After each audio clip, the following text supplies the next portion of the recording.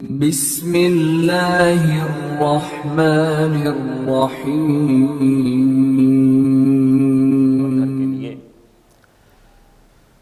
حضرات ذی وقار کچھ چیزیں جو ہمارے معاشروں میں رائج تھیں وہ بہت خوبصورت تھیں،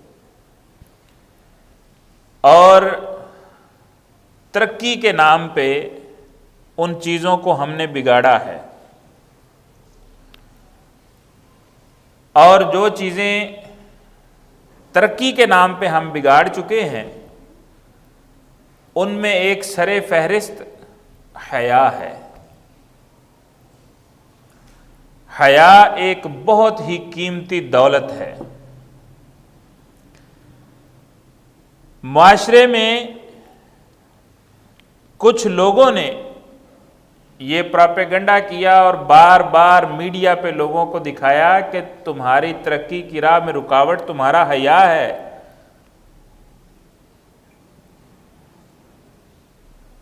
انہوں نے کہا عورت اگر گھر میں رہے گی، پردے میں رہے گی تو ترقی نہیں کر سکتا معاشرہ۔ عورت کے حقوق غصب ہو رہے ہیں۔ جو عورت باپردہ رہتی ہے، حیا میں رہتی ہے، اس میں خود اعتمادی کی کمی ہوتی ہے۔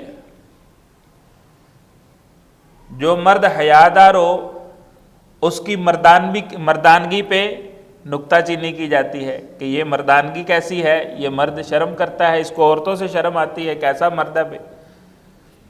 یعنی بے حیائی کو مردانگی سمجھا گیا، اور وقت گزرنے کے ساتھ ساتھ حیا جو پردہ تھا، بڑا خوبصورت پردہ، وہ اٹھتا چلا گیا اور معاشرہ ننگا ہوتا چلا گیا۔ آپ سب کو یاد ہوگا، خصوصاً جو 50 سال کے قریب جن کی عمر ہے وہ تو بہت اچھی طرح اس کو جانتے ہوں گے کہ گوشت گھر میں اخبار میں لپیٹ کے آتا تھا، سبزی لانے کے لیے کپڑے کا تھیلا،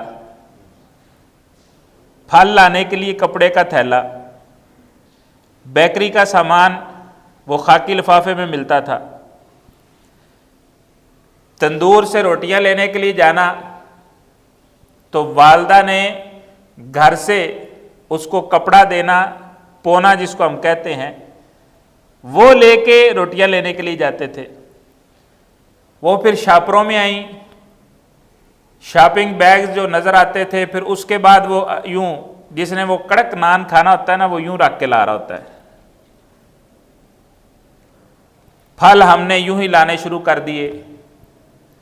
جن غریبوں کے پاس میسر نہیں ہیں، آپ کے ہمسائیگی میں رہتے ہیں، نہ ہم نے ان کی طرف بھیجے، نہ وہ اپنے بچوں کو کھلا سکے، اور مردوں نے سر کو ننگا رکھنا فیشن سمجھا، منہ کو ننگا رکھنا فیشن سمجھا۔ اس کا سلسلہ کیا ہوا؟ عورتوں نے سر سے دوپٹے اتار دیے۔ ہاں جی، یہ پردہ تھا، یہ حیا تھا۔ آئیے ذرا دیکھتے ہیں حیا کے بارے میں کتاب و سنت میں کیا ہمیں روشنی ملتی ہے۔ حیا اور جھجک، ان دو چیزوں میں فرق ہے۔ جس کی لوگوں نے بات کر کے حیا کو نکالا ہے وہ جھجک تھی کہ نیکی کے کام میں بھی کچھ جھجک رہا ہے۔ میں کسی کو کہا بیٹا انکل آئے ہیں، ان کو سورۃ الفاتحہ سناؤ، وہ نہیں میں نے نہیں سنانی۔ یہ جھجک ہے، یہ حیا نہیں ہے۔ حیا اور جھجک میں فرق کریں۔ حیا آپ کو صرف برائی سے روکتا ہے، اچھائی سے حیا نہیں روکتا، اچھے کام سے روکتا ہے، وہ جھجک ہے۔ جھجک اور حیا میں فرق ہے۔ جھجکنا اور بات ہے، حیا اور چیز ہے۔ آپ علیہ الصلاۃ والسلام نے فرمایا ایمان کے 60 سے زیادہ شعبے ہیں، یوں سمجھ لیں ایمان کی 60 سے زیادہ شاخیں ہیں۔ والحیاء شعبۃ من الایمان، اور حیا ایمان کی شاخ ہے۔ جس کے دل میں حیا نہیں ہے اس کے دل میں ایمان کی یہ شاخ کم ہے۔ حیا اللہ کی صفت ہے۔ رسول اکرم صلی اللہ علیہ وسلم نے فرمایا ان اللہ حیی کریم، اللہ بڑی ہی عزت والے ہیں، بڑے ہی حیا والے، بہت زیادہ حیا والے ہیں۔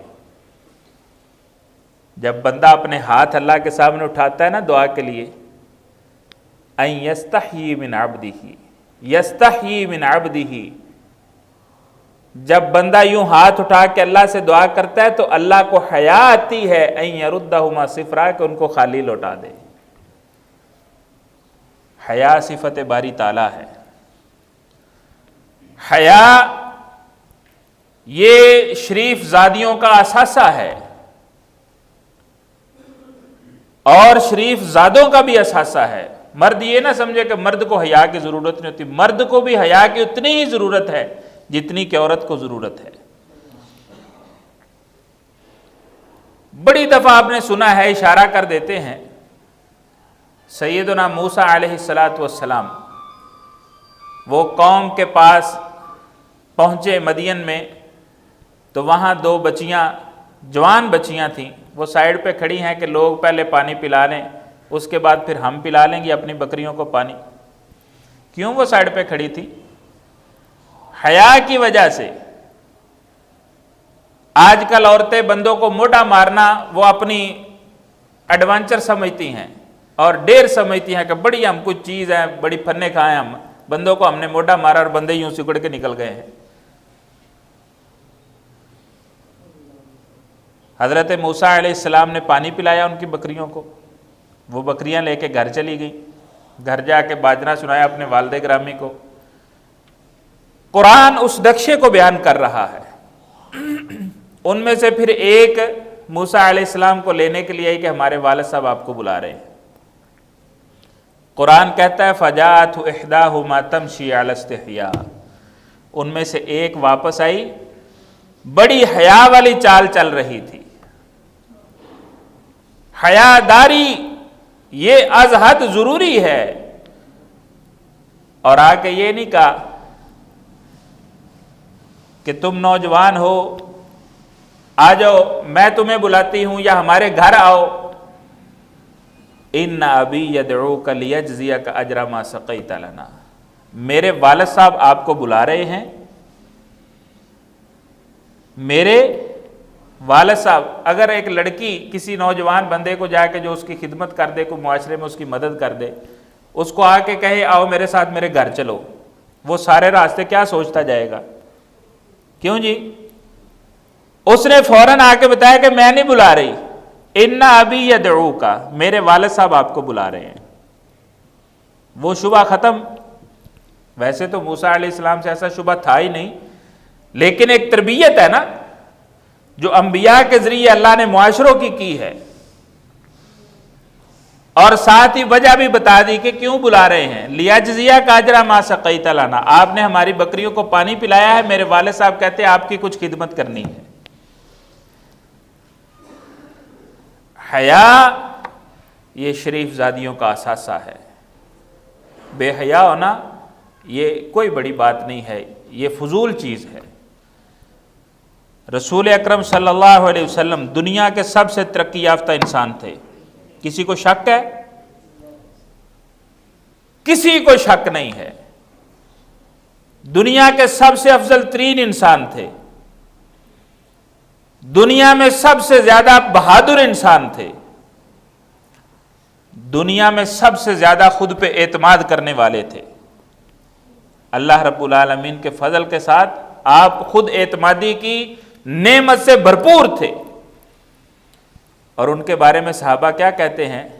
کان شدید الحیا، رسول اللہ صلی اللہ علیہ وسلم بہت زیادہ حیا والے تھے۔ فکان لا یرا من جسدہ شیء ولا یرا من جلدہ شیء، آپ کے جسم کے یہ حصے، آپ کی چمڑی، آپ کی جلد مبارک یہ نظر نہیں آتی تھی۔ استحیاء من اللہ، یہ حیا ان کو اللہ کا تھا۔ اذا کرہ امر اذا اکرہ امر عرف فی وجہہ، نبی صلی اللہ علیہ وسلم اذا کرہ امرن کسی معاملے کو ناپسند کرتے، عرف فی وجہہ تو اس کی ناپسندیدگی کے چہرے آپ کے، اس کی ناپسندیدگی کے آثار آپ کے چہرے میں نظر آتے تھے، آپ کے چہرے سے پتہ چلتا تھا کہ آپ نے اس کام کو ناپسند کیا ہے، لیکن شدت حیا کی وجہ سے ہر وقت روک ٹوک نہیں کرتے تھے۔ بڑا معروف قصہ ہے سیدنا عثمان بن عفان رضی اللہ تعالیٰ عنہ کا، کہ کبھی حضرت ابو بکر رضی اللہ تعالیٰ عنہ گھر میں آئے تو آپ کی پنڈلی مبارک سے کپڑا ہٹا ہوا تھا، یہ روٹین میں نہیں ہوتا تھا، کبھی ایسا ہوا ہے۔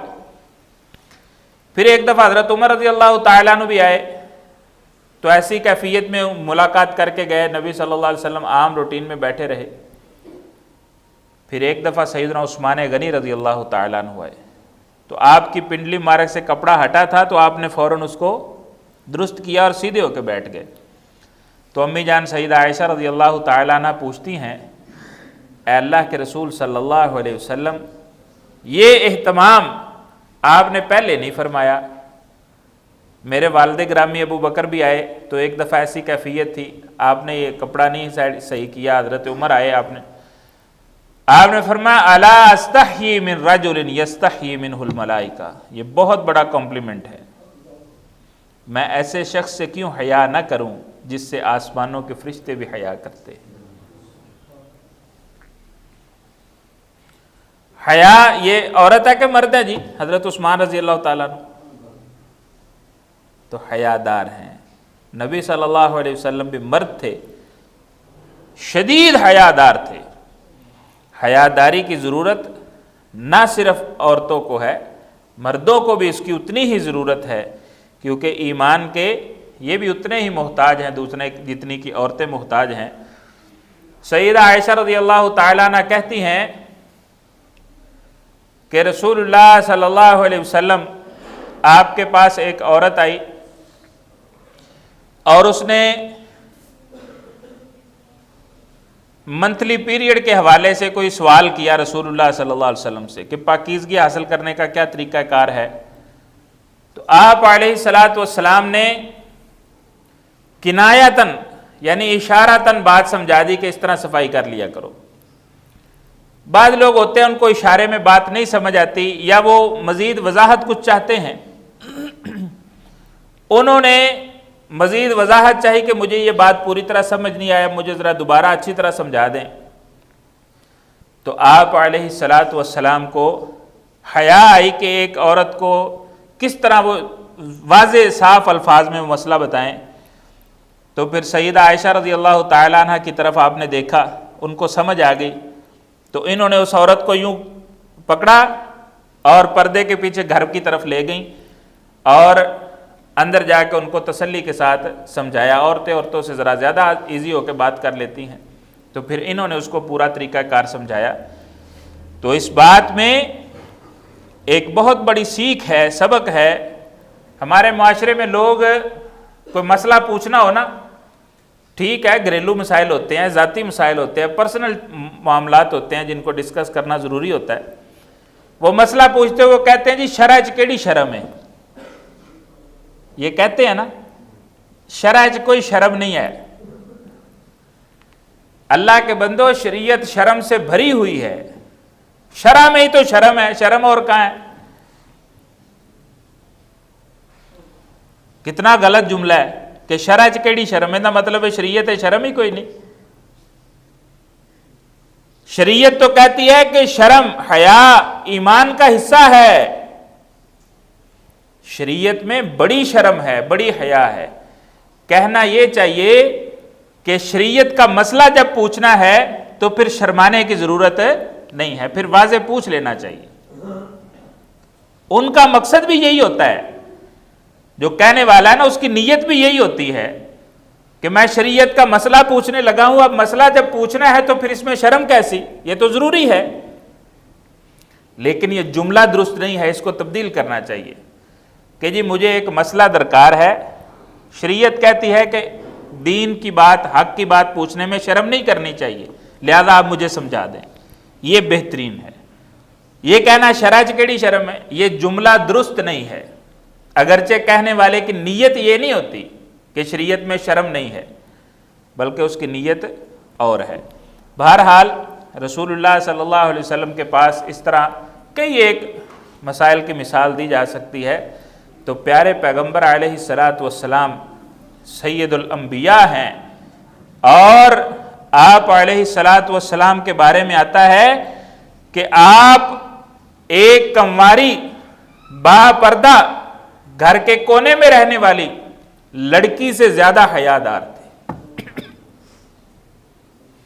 تو کیا نبی صلی اللہ علیہ وسلم نے تبلیغ نہیں کی، جمعے نہیں پڑھائے، جماعتیں نہیں کروائیں، حج کے احکام نہیں سکھائے، جہاد نہیں کیا؟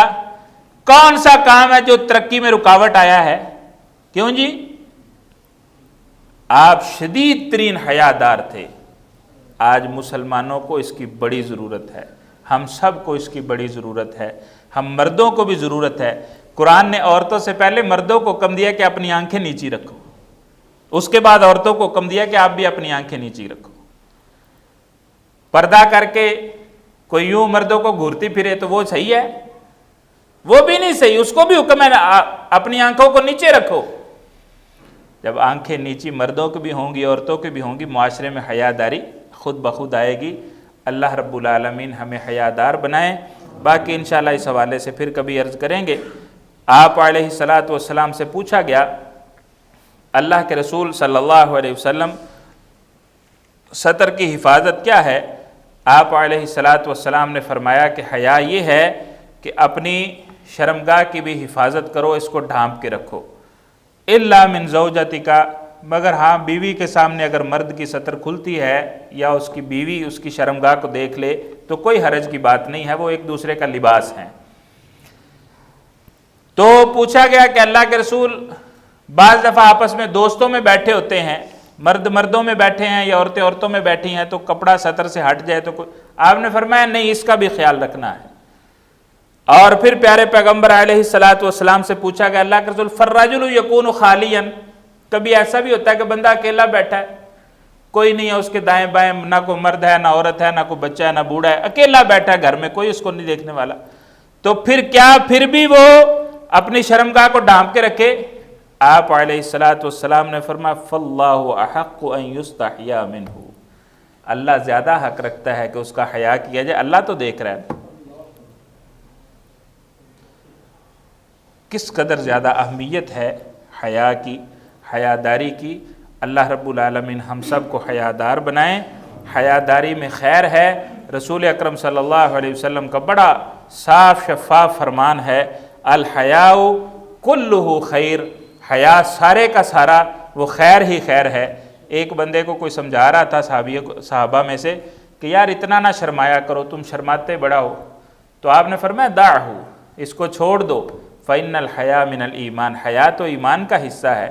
حیا ضرور ہونی چاہیے، جھجک نہیں ہونی چاہیے۔